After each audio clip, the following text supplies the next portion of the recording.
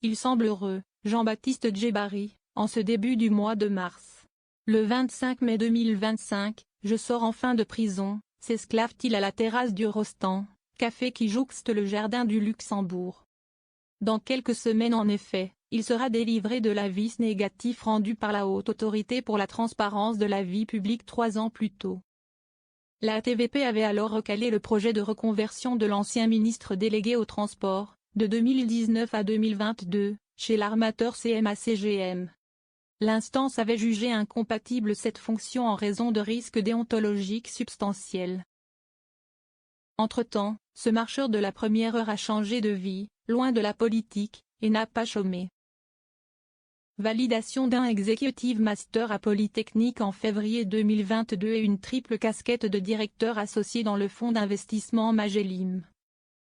De conseil auprès de fonds européens et d'accompagnement d'entreprises françaises qui souhaitent se développer dans des pays émergents comme les Émirats arabes unis, l'Arabie saoudite ou l'Asie du Sud-Est.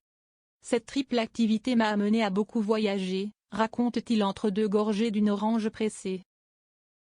Un regard dubitatif sur la situation politique actuelle. Et le contexte n'est pas franchement réjouissant pour notre vieux continent. Je peux vous dire que la vision de la France à l'étranger a beaucoup évolué ces dernières années. En 2017, l'élection d'Emmanuel Macron avait fait souffler un vent de modernité, la France devenait enfin business-friendly aux yeux du monde. Puis les crises se sont succédé, Covid, guerre en Ukraine, inflation. Aujourd'hui, l'Europe politique est fragmentée et perçue comme inefficace.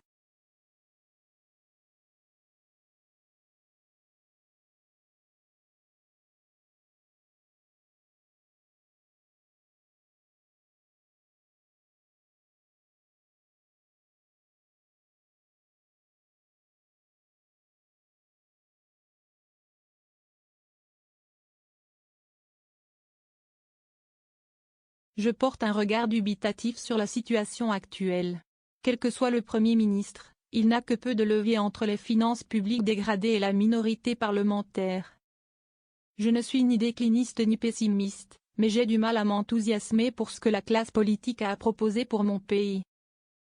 Jean-Baptiste Djebbari est un homme politique à part. Pas vraiment du sérail, bien qu'une de ses grand-mères ait été secrétaire nationale du PS dans les années 1960. Il a eu une vie professionnelle avant d'embrasser une carrière politique. Élu député de la Haute-Vienne en 2017, il fait partie de la vague macroniste qui a déferlé sur la France alors.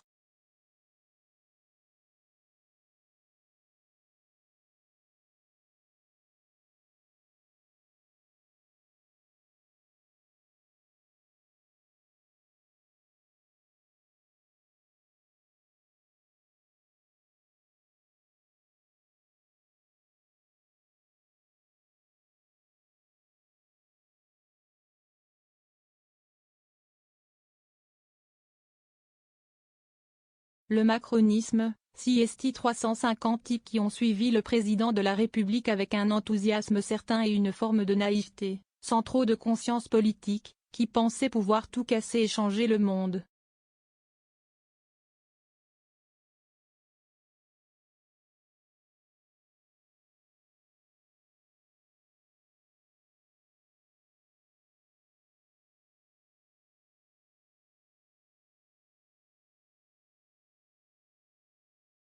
Il n'est pas intéressé par la politique organique, il n'a pas su changer son fusil d'épaule au gré des bouleversements. Un seul exemple, le nucléaire. On a marché à l'envers pendant 4 ans et demi pour faire plaisir à des écolos qui ne votent pas pour nous et pour satisfaire les ambitions de Nicolas Hulot. Était-ce de la naïveté ou du cynisme? Peut-être un peu de tout ça. Au final, on a vécu un an de grâce après l'élection et la machine s'est vite enrayée. L'affaire Benalla, la réforme de la SNCF, l'émergence du mouvement des Gilets jaunes. Le constat de Djebbari est implacable. Ça a déraillé. J'avais prévenu le président, on a roulé sur les syndicats, il en restera des stigmates. Certes, il faut parfois taper fort pour avancer, mais pas au prix d'humilier les gens. Avec Emmanuel Macron, il y a le problème de son style, je le dis avec de l'amitié pour lui. Pendant le grand débat national, on l'avait averti, tu les as fascinés pendant 6 heures, mais tu les as énervés pour 6 ans. Le fait de paraître trop bon et compétent surtout produit un effet négatif sur le public, à la longue. Si est cognitif et ça participe au narratif d'un président dominant et un peu méprisant, que je ne partage pas à titre personnel, mais que je constate chez beaucoup de personnes.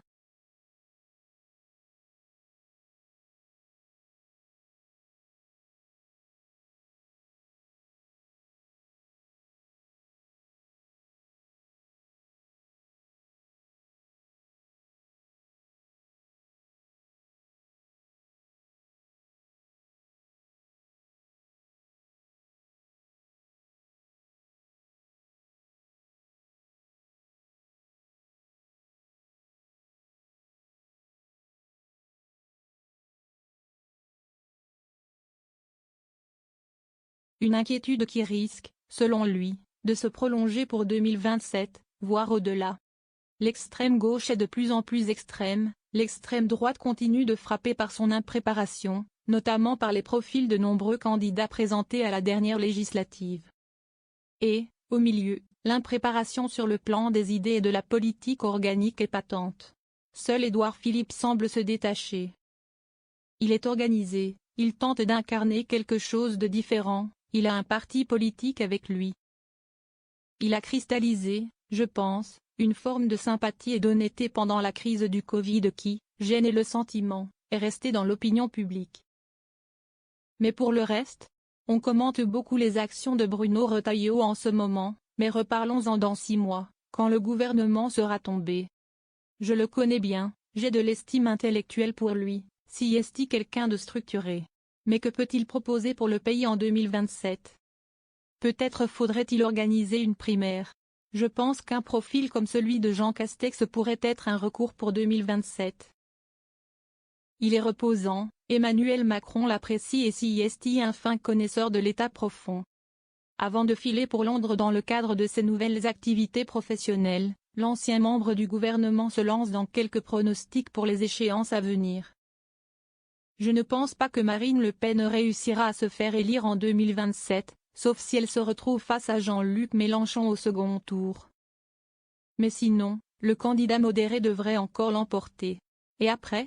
Je crains que la configuration actuelle du Parlement reste peu ou prou inchangée. La Chanly pourrait ne pas être pour 2 ans mais pour 7 ans.